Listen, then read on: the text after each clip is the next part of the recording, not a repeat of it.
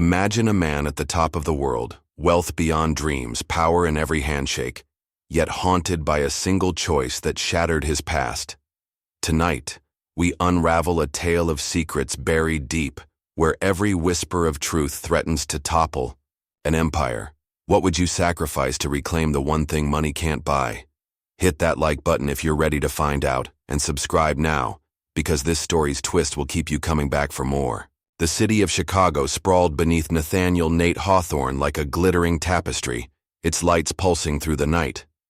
From the 68th floor of Hawthorne Enterprises' glass tower, he sat alone in his office, a fortress of steel and silence.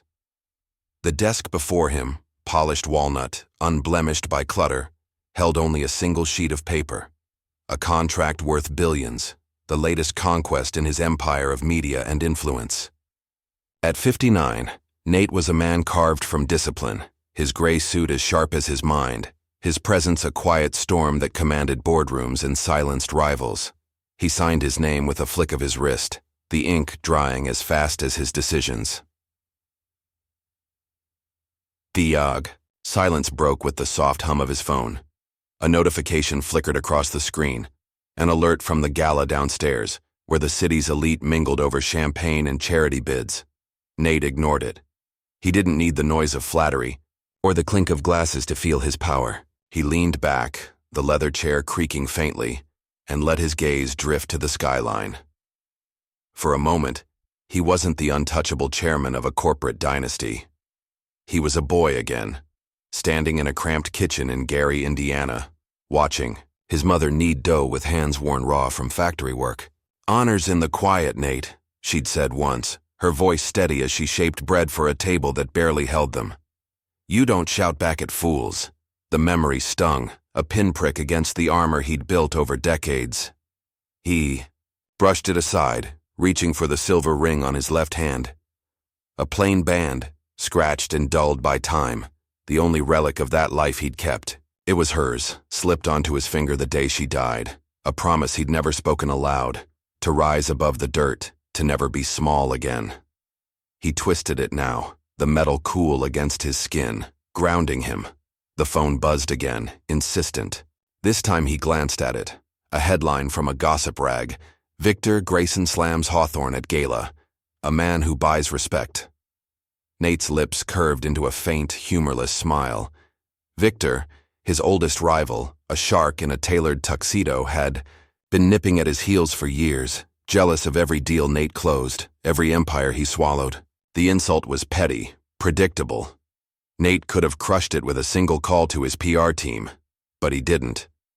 He'd learned long ago that dignity wasn't won by wrestling in the mud. He stood, smoothing his tie, and took the private elevator, down to the gala. The ballroom glittered with chandeliers and ambition, a sea of silk gowns and black ties. Conversations hushed as he entered, eyes tracking him like hounds, scenting prey. Victor stood near the bar, glass in hand, his voice carrying over the crowd. "Nathaniel Hawthorne," he drawled, loud enough for all to hear. "The man who thinks money can buy a soul. Tell me, Nate, how much did that last merger cost your conscience?" The room held its breath. Nate stopped, turning slowly to face him. Victor's grin was a blade, sharp and eager, but Nate's expression remained stone. He could feel the weight of 100 stares, the unspoken dare to lash out, to prove Victor right. His pulse quickened, a flicker of heat rising in his chest. Anger, old and buried, the kind that once drove him to claw his way out of nothing. But he smothered it. His mother's words echoed again. "Honor's in the quiet." He stepped closer, close enough to see the sweat beading on Victor's brow, and spoke, his voice low, steady as granite. "I don't need to prove anything to you, Victor." The words landed like a gavel. Victor's smirk faltered just for a second, but it was enough. Nate turned away, leaving the man to stew in his own venom. The crowd parted as he moved to the window, gazing out at the city he'd conquered. He should have felt triumph, the satisfaction of a man untouchable. Instead, a hollow ache gnawed at him, a question he'd buried for 30 years. Was it worth it? The sister he'd left behind, the promises he'd broken. Did they see this, Victory or only the shadow he'd cast? Back in his office, the gala's noise a distant hum. Nate poured a glass of water, never whiskey, never a crutch, and sat again. The silver ring glinted under the desk lamp, a silent judge. He'd built this life to escape the past, to prove he wasn't the weak boy who'd failed his family. Clara's face flashed in his mind. 18, pregnant, standing in the rain outside their crumbling house, begging him not to go. "We'll make it work, Nate," she'd said, her voice breaking. He'd walked away, suitcase in hand, convinced he was saving her from his own ruin. 30 years later, he wondered if he'd saved anyone at all. The phone chimed once more, pulling him back. An email this time, no sender name, just a subject line that stopped his breath. "Do you remember the girl you left behind?" His hand hovered over the screen, steady as ever, but his heart betrayed him, thudding against his ribs. He opened it. A single line stared back. "She never forgot you." No signature, no clue, just those words, sharp as a blade, soft as a whisper. Nate leaned back, the city lights blurring beyond the glass. He twisted the ring again, its edges biting into his skin. For the first time in decades, he felt exposed, not to Victor's taunts or the gala's prying eyes, but to something deeper, something he'd locked away. Who was this? A prank? A ghost? Or a truth he'd spent a lifetime outrunning? He didn't know. But as the night stretched on, silent and vast, he couldn't shake the feeling that the lights at the summit, the ones he'd chased so fiercely, were starting to flicker. The Chicago skyline faded into a gray haze as Nathaniel Nate Hawthorne drove west, the hum of his Bentley a steady pulse against the silence. It was past midnight, the city's glow swallowed by the flat expanse of Indiana stretching before him. He hadn't planned this trip, not consciously at least. But that email, those 5 words, "She never forgot you," had slipped under his skin like a splinter, pulling him toward a place he'd sworn never to revisit.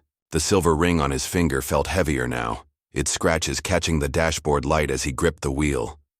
The house came into view an hour later, a sagging relic on the edge of Gary, its paint peeling like old skin. Nate parked across the street, engine idling, and stared. 30 years ago, this was home, a 2-room shack with a leaky roof and a porch that groaned under every step. He could still smell the damp wood, hear the clatter of his mother's pots as she cooked for him and Clara. He stepped out, the cold biting through his wool coat, and crossed the cracked pavement. The wind carried a faint rustle, like whispers, from a life he'd buried. He pushed the gate, rusted, half off its hinges, and it creaked open. The yard was overgrown, weeds choking what might have once been a garden.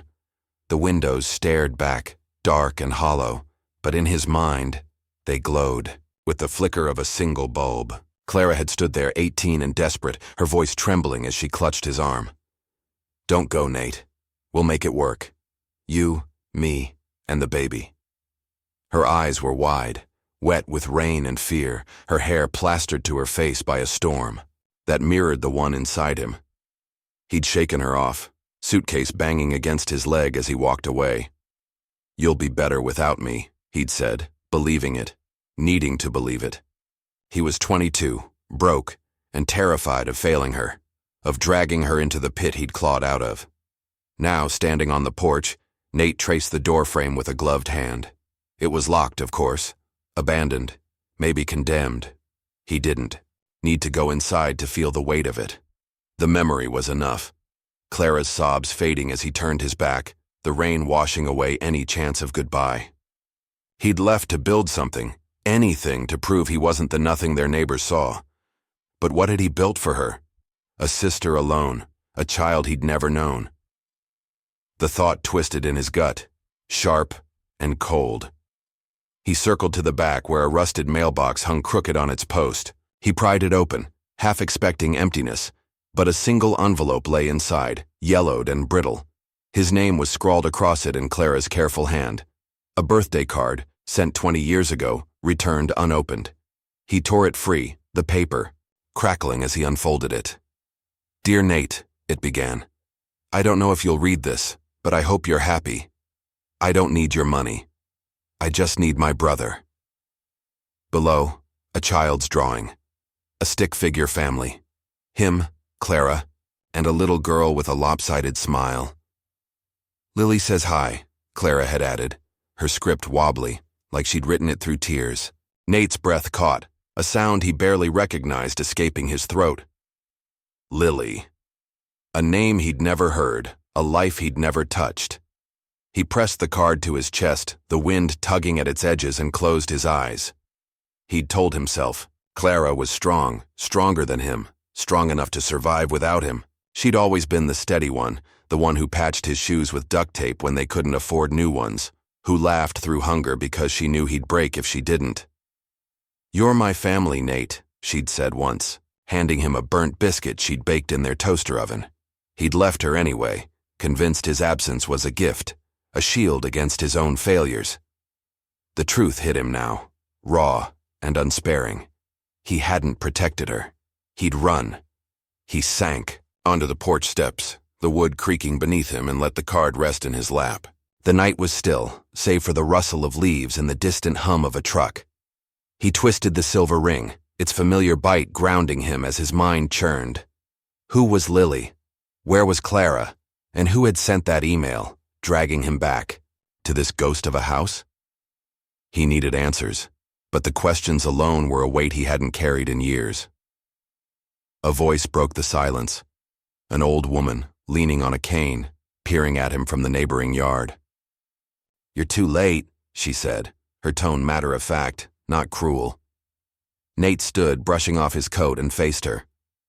Clara's gone, she continued, nodding at the house. 5 years now. Cancer took her quick. She never stopped talking. About you, though. Said you were out there doing big things. Her eyes narrowed, sizing him up. You're him, aren't you? The brother. Nate nodded, throat tight. And the girl? He asked, voice barely above a whisper. The woman tilted her head, a faint smile tugging at her lips. Lily? She's grown. Works for some hotshot in Chicago. Grayson, I think. Smart kid, tough like her mama. She paused, then added, she don't come around much neither. The name, Grayson, landed like a stone. Victor Grayson, his rival, the man who'd mocked him hours ago. Lily, Clara's daughter, working for him. Nate's hand clenched around the card, the edges crumpling. Was this coincidence, or something darker? He thanked the woman, her figure fading into the shadows as he returned to the car. The engine roared to life, but he didn't drive. Not yet. He sat there, the card trembling in his grip, and stared at the house where he'd lost more than he'd ever gained. The wind picked up, scattering leaves across the hood, and with it came a whisper of Clara's voice. You're my family, Nate. He'd walked away once. He wouldn't do it again, not from her memory, not from Lily. Whatever came next, he'd face it with the dignity he'd spent a lifetime chasing. The boardroom of Hawthorne Enterprises shimmered with morning light, its glass walls reflecting the Chicago skyline like a mirror of Nate Hawthorne's ambitions. At 59, he stood at the head of the long mahogany table, his gray suit crisp, his presence a quiet force that held the room. The annual shareholders' meeting was routine, an hour of numbers, projections, and polite applause. But today, air crackled with something sharper. Nate felt it in the sidelong glances of the suits around him, the faint buzz of phones silenced too quickly. Victor Grayson was coming. He'd driven back from Gary at dawn, Clara's card tucked into his coat pocket, its weight a constant pull against the steel he'd wrapped around himself. Lily, his niece, a stranger, worked for Victor. The revelation gnawed at him, a thread he couldn't yet unravel. But he'd locked it away, as he always did, behind the mask of Nathaniel Hawthorne, the unshakable titan. He twisted the silver ring on his finger, its familiar bite steadying him as the doors swung open. Victor strode in, late and deliberate, his tailored tuxedo a stark contrast to the room's muted tones. His grin was a predator's, all teeth and triumph, and behind him stood a young woman, tall, sharp-eyed, her brown hair pulled into a tight bun. Nate's breath hitched. She had Clara's eyes, that same unyielding fire he'd seen in the rain 30 years ago. Lily, his niece. Here, in his domain, standing at Victor's side. "Apologies for the delay," Victor said, his voice smooth as oil, loud enough to ripple through the room. "I had to bring a special guest." He gestured to Lily, who stepped forward, her expression unreadable. The shareholders shifted, whispers rising like static. Nate kept his face still, his hands clasped behind his back, but his pulse thudded in his ears. Victor didn't waste time. "You all know Nathaniel Hawthorne," he began, pacing the room like a showman. "The man who built this empire from nothing, or so he claims. But I've got a story for you, a little rumor that's been floating around the press." He paused, letting the silence stretch, then turned to Nate. "Tell me, Nate, how does it feel to abandon your own blood? A sister, a child, left to rot while you climbed your golden ladder?" The room erupted. Gasps, murmurs, the scrape of chairs. Nate's jaw tightened, but he didn't flinch. He could feel Lily's gaze on him, piercing, searching, but he kept his eyes on Victor. The man held up a tablet, a headline glowing on the screen. "Hawthorne's Hidden Shame. A Family Betrayed." "The evidence is coming," Victor said, smirking. "But why wait? Let's hear it from the source." He pointed to Lily. "Go on, tell them who you are." Lily stepped forward, her heels clicking against the polished floor. She was young, 28 maybe, but carried herself with a steel Nate recognized. "My name is Lily Carter," she said, her voice clear, cutting through the chaos. "My mother was Clara Hawthorne, Nathaniel's sister. He walked out on us when I was born. I'm the proof he doesn't want you to see." The words landed like a blow, precise and heavy. The shareholders turned to Nate, their stares a mix of shock and judgment. He could have denied it, spun a tale, called it slander. But he saw Clara in Lily's face, in the tilt of her chin, the quiet defiance that had kept his sister alive through years he'd ignored. He'd left her, yes. He'd convinced himself it was mercy. Now, standing here, he knew it was cowardice. Victor clapped slowly, mockingly. "Well, Nate? No defense? No grand speech? Or is silence your way of admitting guilt?" The taunt was bait, designed to provoke, to crack the facade. Nate felt the heat rise again, that old, buried anger, the kind that once fueled fistfights in Gary's backyards. His hands flexed, itching to strike, to erase that smug grin, but he stopped himself. His mother's voice whispered through the noise. "Honor's in the quiet." He exhaled, slow and deliberate, and met Victor's eyes. "I don't run from my past," he said, his voice low, steady, carrying a weight that silenced the room. "I've made choices, hard ones. I live with them. If you've got proof, show it. If not, sit down." The defiance hung there, unshaken, a line drawn in the sand. Victor blinked, caught off guard, his smirk faltering. Lily's gaze flickered. Surprise, maybe doubt. But she didn't speak. The shareholders murmured, some nodding, others scribbling notes. Nate turned to the window, his back to the room, and let the city's expanse fill his vision. He could hear the chaos behind him, Victor's bluster, the rustle of papers, but he stood still, the silver ring a cold anchor against his skin. The meeting ended in a blur, the board dismissing Victor's claims as unproven for now.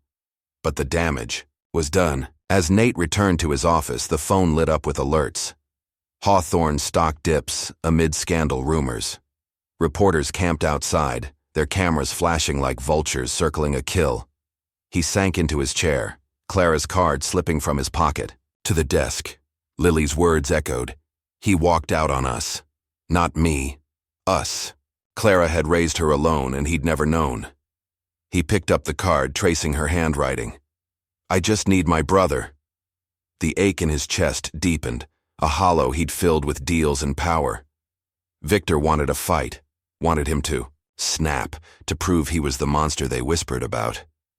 But Nate wouldn't give it to him. He'd learned control the hard way, through years of clawing up from nothing, through nights when anger was a luxury he couldn't afford. Dignity wasn't in the shouting, it was in the standing.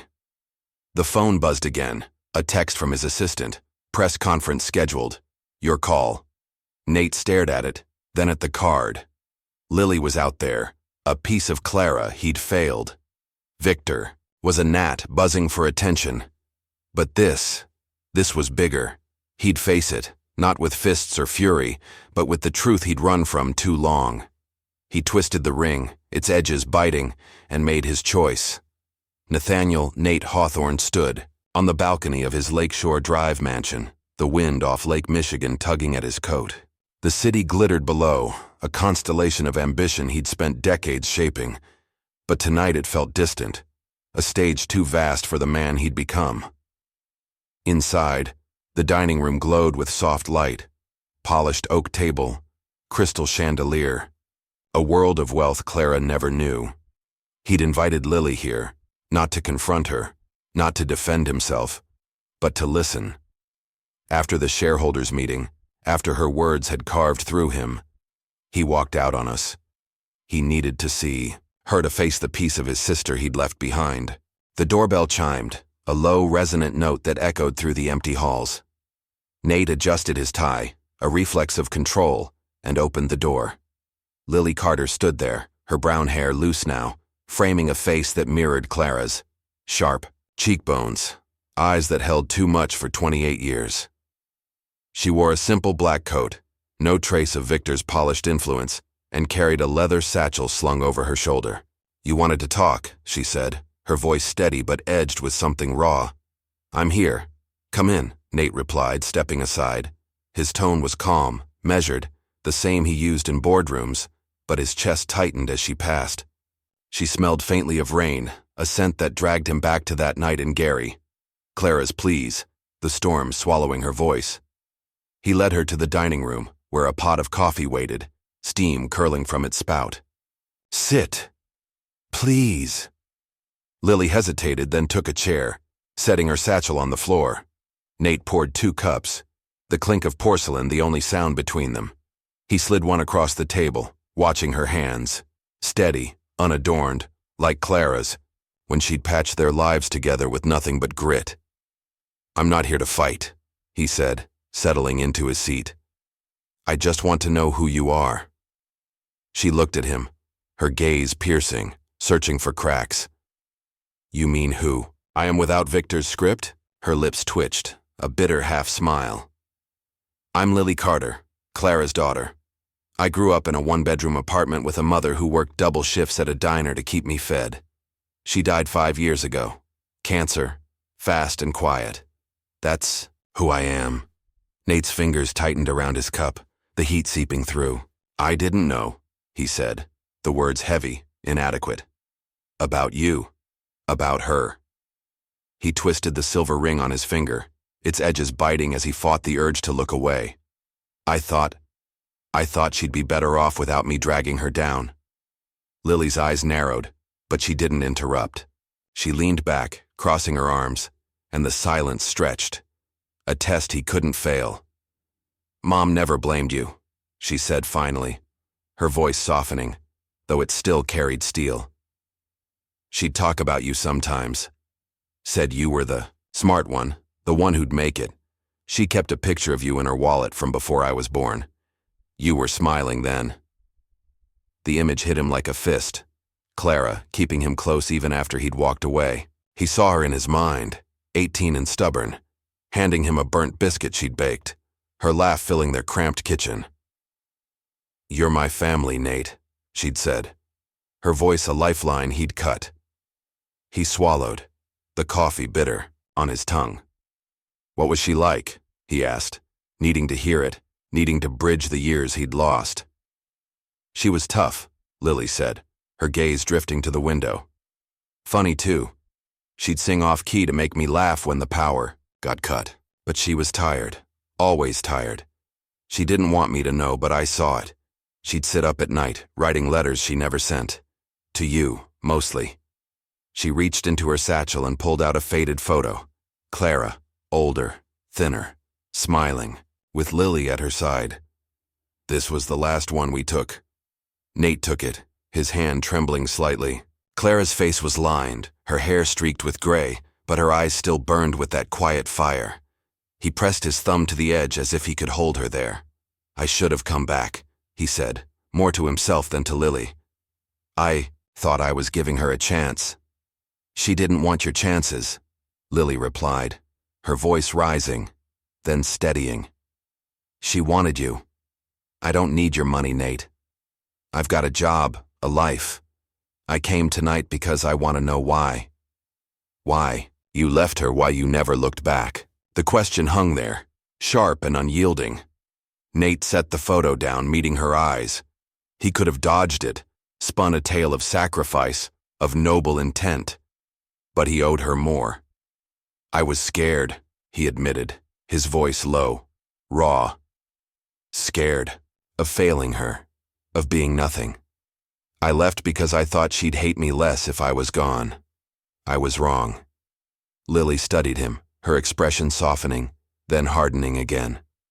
"I worked for Victor to hurt you," she said, the confession spilling out like a held breath.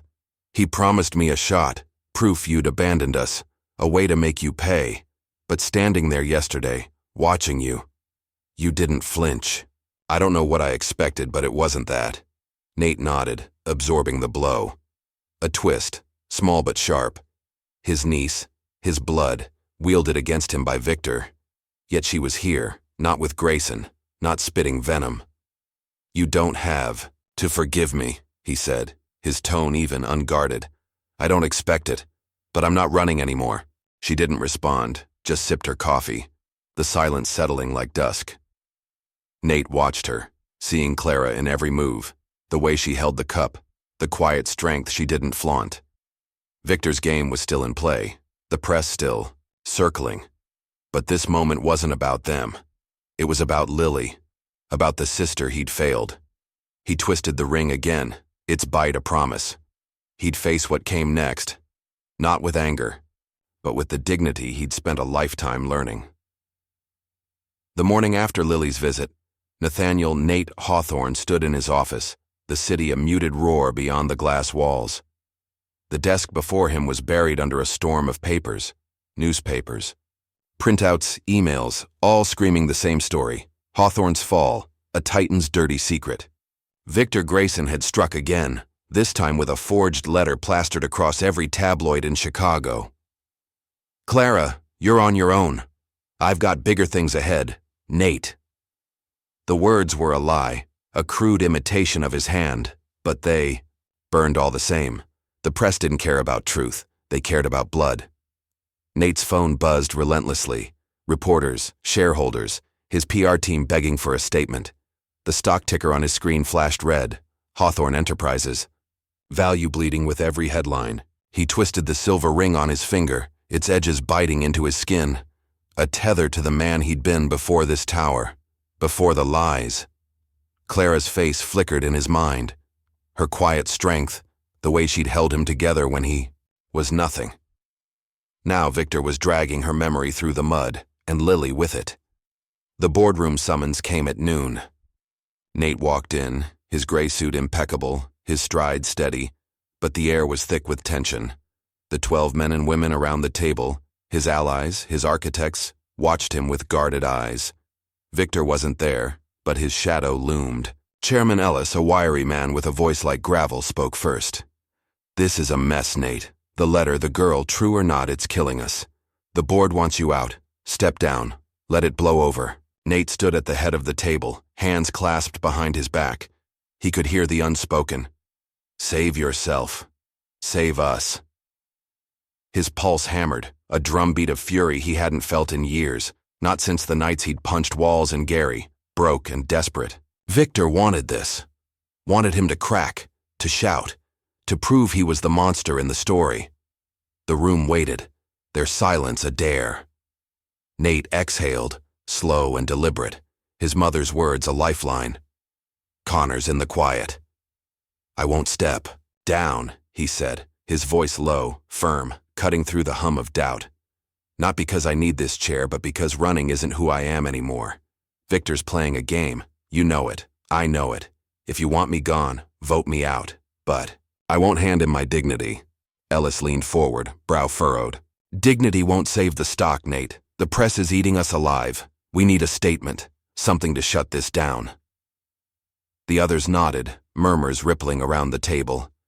Nate met their eyes, one by one, and saw the fear beneath their polished exteriors. They weren't wrong. The company, his life's work, was teetering. But he saw Clara's card in his mind, her plea. I just need my brother. He'd failed her once. He wouldn't fail her daughter now. I'll handle it, he said, turning to the door. Schedule a press conference today. The reporters swarmed the lobby of Hawthorne Enterprises by 3, a pack of cameras and microphones, their shouts blending into a dull roar. Nate stepped onto the makeshift stage, the lights blinding, the air heavy with anticipation. He wore no tie, unbuttoned collar, sleeves rolled up, a man stripped to his core. The silver ring glinted under the glare, a quiet defiance. He didn't need notes. He'd faced worse than this with less. Victor Grayson wants a story, he began, his voice steady, carrying over the chaos. He's given you one. A letter, a lie, a cheap shot at a man who's not here to defend himself. I'm not here to deny my past. I left my sister Clara 30 years ago. I thought I was sparing her my failures. I was wrong. She raised a daughter, Lily, alone, and I didn't know until now. That's my shame, not hers. The crowd hushed, pens scratching, cameras clicking. Nate paused, letting the weight settle. He could feel Victor's trap, push him to rage, to lash out, but he wouldn't bite. I've built this company with discipline, he continued, not deceit. I don't need to prove that to you with fists or fury. Victor can throw what he wants. I'll take it. But I won't let him touch Clara's memory or Lily's name. That's where I draw the line. A reporter shouted, Are you stepping down? Nate met the man's eyes unflinching. I don't need this chair to know who I am, he said. If the board wants me gone, they'll decide. But I'm not running from this. Not from Victor. Not from the truth. He stepped back, the room erupting behind him, questions flying like arrows. He didn't answer. He walked away, head high, the silver ring a cold anchor against his skin.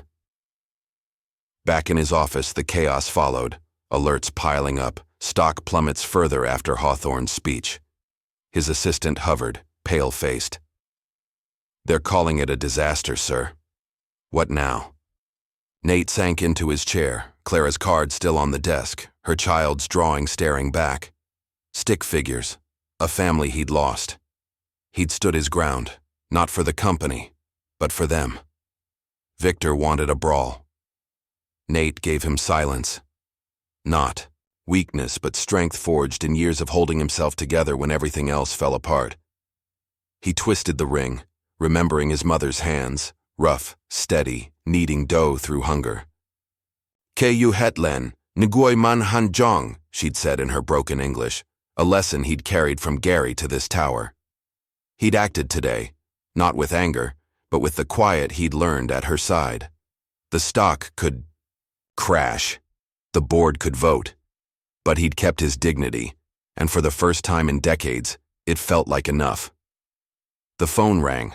Lily's number. He stared at it, heart thudding, then picked up.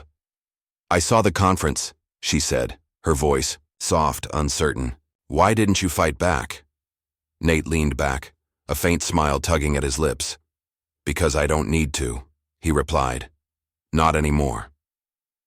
Nathaniel Nate Hawthorne sat in the quiet of his office, the city's pulse muted beyond the glass. It was late, the kind of hour where shadows stretched long and thin across the walnut desk. The press conference lingered in his mind. His words, steady and raw, thrown into a storm he couldn't control. The stock had tanked further. The board's vote loomed, but he felt no regret. He'd stood for Clara, for Lily, with a dignity Victor couldn't touch. The silver ring on his finger glinted under the desk lamp, a silent witness to the man he was becoming. The door clicked open, and Lily stepped in, unannounced, her coat damp from the drizzle outside. She carried a small, weathered notebook, its edges frayed, her knuckles white around it. I didn't call, she said, her voice low, almost apologetic. I needed to see you. Nate rose, gesturing to the chair across from him, his pulse quickening. Her eyes, Clara's eyes, held something new. Not anger, not defiance, but a weight he couldn't name. Sit, he said, pouring water from a pitcher into 2 glasses. The clink of ice broke the stillness as he slid one to her. What's that?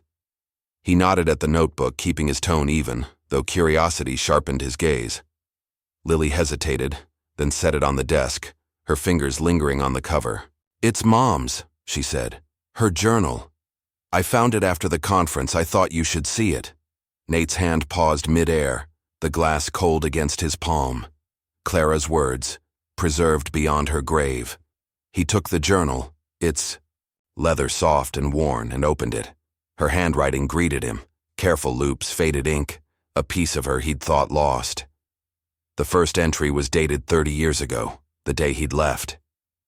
Nate's gone. He thinks he's saving me, but he doesn't see I'd rather have him than anything. I'm scared, but I'll manage, for the baby. His throat tightened, a knot he couldn't swallow. He flipped the pages, each one a window into the life he'd abandoned. Clara wrote of Lily's birth. She's got his stubborn chin. Of late night stitching clothes to pay rent. Of pride when he appeared in the news. He's big now, like he always wanted. I just wish he knew we're okay.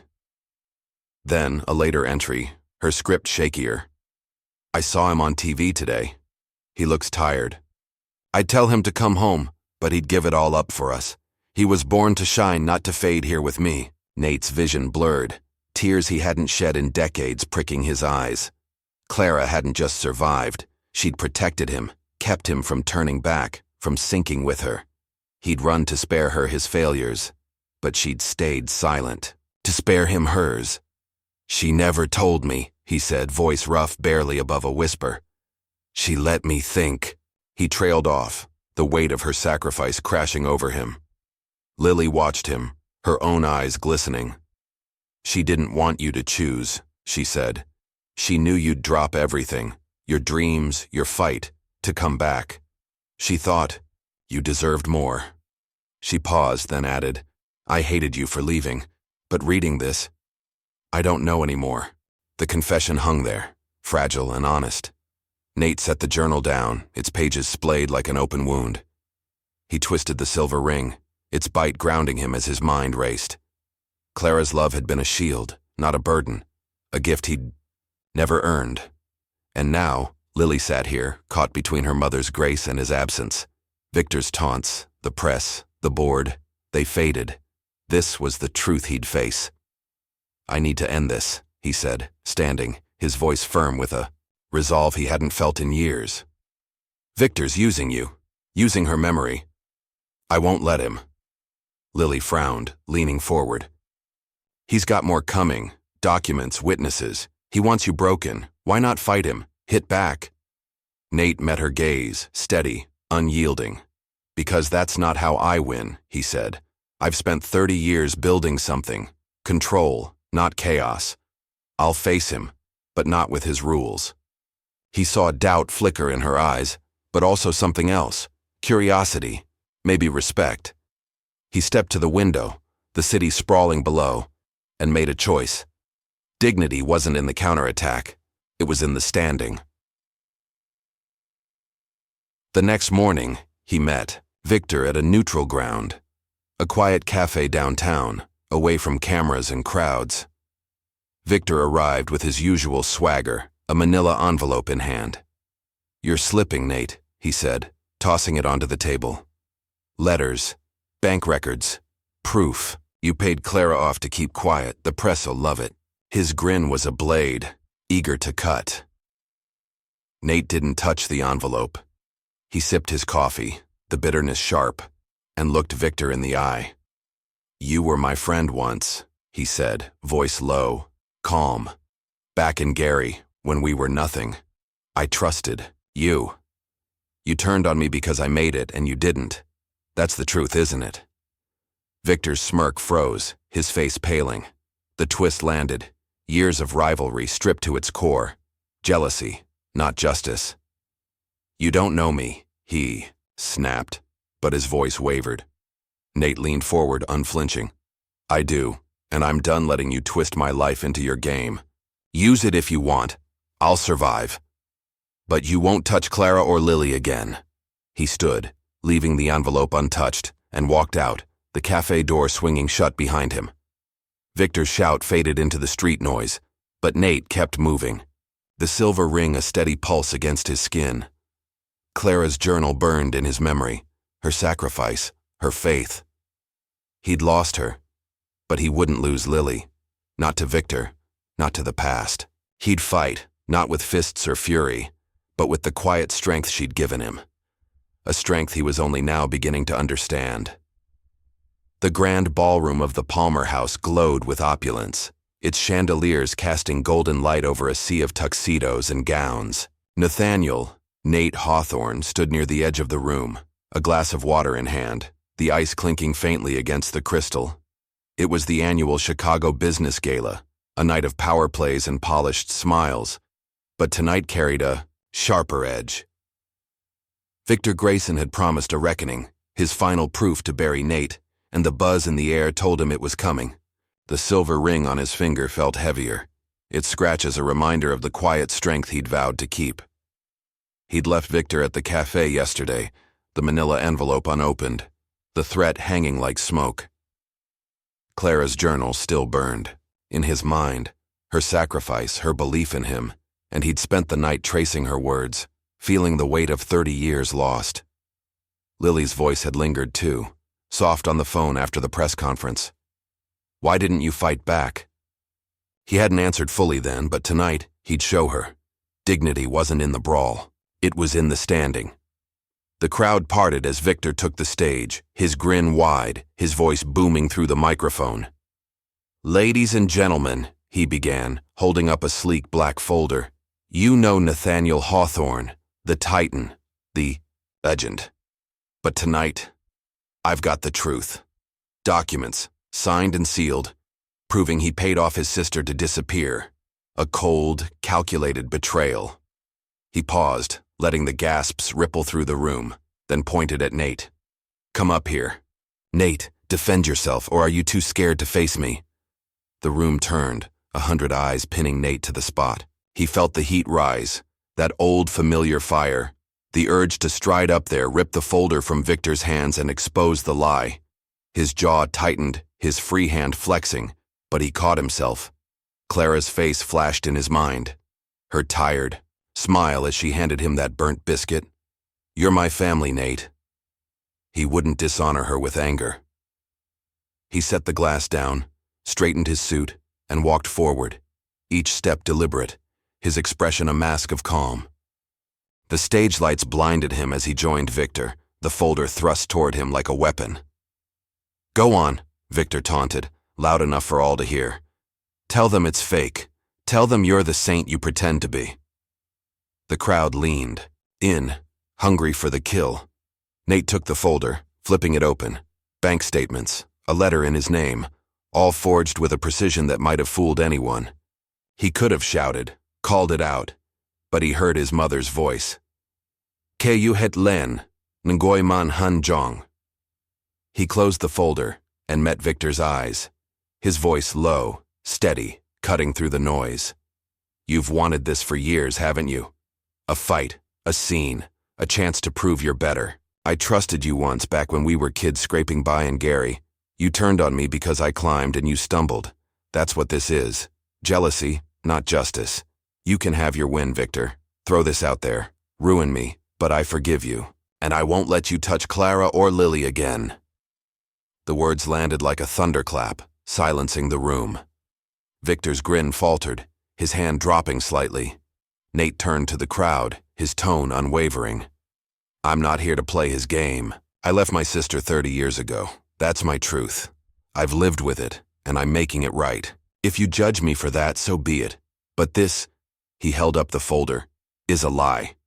And I don't need to scream to prove it. A murmur rippled through the gala, heads turning, whispers rising. Victor recovered, stepping closer, his voice a hiss. You think forgiveness makes you noble? You're weak, Nate. Always were. He snatched the folder back, waving it at the crowd. "This ends you. Tomorrow every paper in this city will—" He stopped mid-sentence as Lily emerged from the shadows, her heels clicking against the stage. She wore a simple black dress, her brown hair loose, but her presence carried a quiet force. She took the microphone from the stand, her eyes locking with Nate's for a moment, surprise, then resolve, before she faced the room. "My name is Lily Carter," she said, her voice clear, strong. "Clara Hawthorne was my mother, Nate's sister. He didn't pay her off. She wrote this." She held up Clara's journal, its worn cover catching the light. "She hid her struggle so he could succeed. She loved him. I hated him for leaving. But he's not the man Victor's selling you. I've seen him stand when he could have run. That's not weakness." The crowd erupted, gasps, applause, a swell of chaos. Victor's face twisted, rage flashing as he lunged for the journal. Nate stepped between them, not with force, but with a presence that stopped Victor cold. "Enough," Nate said, his voice a quiet command. "You've had your shot. It's over." Victor froze, the folder slipping from his grip, papers scattering across the stage. The room watched, stunned, as he backed away, his swagger crumbling under the weight of Nate's calm. Lily handed the journal to Nate, her fingers brushing his, a silent bridge across years of distance. The applause grew, cameras flashing, but Nate didn't move. He felt the silver ring against his skin, its bite a steady pulse, and saw Clara in Lily's stance, the same fire, the same grace. He stepped off the stage, leaving Victor to the wreckage of his own making. The press swarmed, but he pushed through, Lily at his side. Outside, the night air hit him, cool and sharp, washing away the lights. "You didn't have to do that," he said, turning to her. She shrugged, a faint smile breaking through. "Yeah, I did. Mom would've." Nate nodded, the journal heavy in his hand. Victor had lost, not to fists or fury, but to the quiet Nate had forged from Clara's love, his mother's lessons. The war wasn't over, the press, the board, but he'd stood tall. For once, that was enough. The fallout from the gala settled, like dust over Chicago, a city that thrived on scandal but rarely forgave. Nathaniel Nate Hawthorne sat in his office the next morning, the skyline a gray blur beyond the glass. The headline screamed victory, not his, but Victor's defeat. Grayson's gambit. Fails, Hawthorne stands tall. The press had latched onto Lily's words, Clara's journal, turning a night of chaos into a story of redemption. The stock ticked upward, a fragile recovery, but Nate barely glanced at it. His hands rested on the desk, the silver ring catching the light, its weight a quiet anchor. He'd won in a way. Victor's credibility shattered, the forged documents exposed as a desperate lie. But the board's vote still loomed, a shadow over his empire. Nate didn't care about the chair anymore. Clara's journal lay open beside him, her final entry a whisper in his ear. I'd tell him to come home, but he'd give it all up, for us. She'd been right. He'd built this life to escape, to prove he wasn't nothing, but it was hollow without her, without Lily. He'd spent 30 years running. Now, he'd stop. The door opened and Lily stepped in, her coat slung over her arm, her face softer than he'd seen it. "You're still here," she said, a faint smile tugging at her lips. "I thought you'd be celebrating." Nate chuckled, a low, rough sound. "Not much for parties. Sit." He gestured to the chair, pouring coffee from a thermos. Black, no sugar, the way Clara used to make it.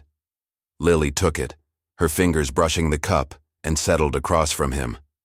"I saw the news," she said, sipping the coffee. "They're calling you a hero. Victor's done. Quit his board seat this morning. You didn't even have to lift a finger." Nate nodded, leaning back. "He lifted plenty for me. Too many, maybe." He paused, then met her eyes. "You didn't have to step up last night. You could have let me take it."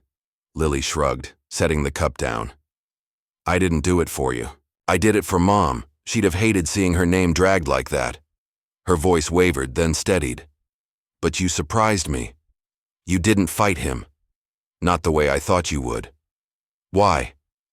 Nate twisted the ring, its edges biting as he searched for the words. I learned a long time ago that fighting doesn't prove anything, he said. My mom, your grandma, she taught me that. She'd say, Kayu het len, ngoi man han jong. Weak men yell, strong men do. I yelled plenty when I was young. Got me nowhere. Standing there last night, letting Victor swing, that was doing something. For Clara, for you. Lily's gaze softened, a crack in the wall she'd built. She'd have liked that, she said almost to herself. She always said you were stubborn but good. She reached into her bag and pulled out a thin strip of fabric, faded blue, frayed at the ends. This was hers. She used it to tie my hair when I was little. I thought, maybe you'd want it. Nate took it, his fingers trembling as he held it up. Clara's hands flashed in his mind, tying his shoes, patching his coat, always fixing what he broke. Thank you, he said, voice rough, tucking it into his pocket next to her journal. I don't deserve it, but I'll keep it. He stood crossing to the window, then turned back. I'm doing something else, for her. Lily frowned, tilting her head. What do you mean? Nate took a breath, the decision solidifying as he spoke. I'm selling 30% of my shares. The money's going into a foundation, Clara's name on it, scholarships, housing, whatever kids like you needed back then. You run it. Not me. Her eyes widened, the coffee cup pausing halfway to her lips. What? Nate, that's millions? You're giving it up? He nodded, a faint smile breaking through. I've got enough. More than enough. Clara gave me a shot by letting me go. I owe her this, and you. I'm not good at being an uncle, Lily, but I want to learn. For a moment she didn't speak, just stared at him, the fabric of her coat bunched in her hands. Then she laughed, a short, surprised sound that lit her face. You're serious, she said, shaking her head. I came here to figure you out, and you're this. She stood, stepping closer. I wrote you letters, you know, years ago. Never sent them. I wanted to hate you, but Mom wouldn't let me. She'd say, he's out there, Lily. He's trying. The twist landed soft but deep. Lily's unsent letters, Clara's faith holding them together across decades. Nate's chest tightened, a warmth he hadn't felt in years spreading through him. She was right, he said, voice low. I was trying, just not the way she deserved. I'm here now. Lily nodded, her smile fading into something quieter, steadier. Good, because I'm not calling you Mr. Hawthorne. Nate works, maybe Uncle Nate if you're lucky. She picked up her bag, slinging it over her shoulder. Let's fix up that garden she always wanted, behind the old house. Start there. Nate watched her, seeing Clara in the tilt of her head, the spark in her eyes. Deal, he said. The word, a promise. She left, the door clicking shut, and he sank, back into his chair, the journal and fabric strip beside him. The board could vote him out tomorrow. He didn't care. He'd lost Clara, but he'd found Lily, and with her, a piece of himself he'd buried under ash. He twisted the ring, its bite a comfort now, not a reprimand. The fire beneath, Clara's love, his mother's lessons, hadn't died. It had, smoldered, waiting for him to stoke it. He'd given up power, not dignity, and for the first time in 30 years, he felt whole.